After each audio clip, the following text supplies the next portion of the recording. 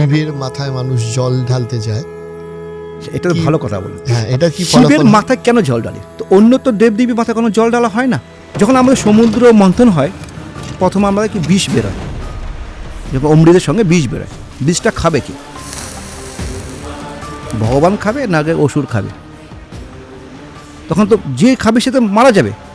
তো এত যদি সমুদ্র মন্থন নিয়ে কষ্ট করলাম, অমৃত আমরা অমর হব, তা খাবে এটাকে? তখন কি খেয়েছিল? শিব খেয়েছিল।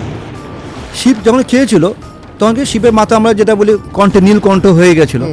বিষটাকে উপরে উঠিনি বা কোনো শরীরে কোথাও কোনো পার্টে যায়নি, ঠিক এখানে হয়েছিল। বিষটা যেটা আছে তার একটা প্রভাব তো আছে। তখন কি হচ্ছে, শিব আস্তে আস্তে মানে পুরো বডিটাকে হিট হয়ে যাচ্ছে, পুরো মানে তাপ বেড়ে যাচ্ছে।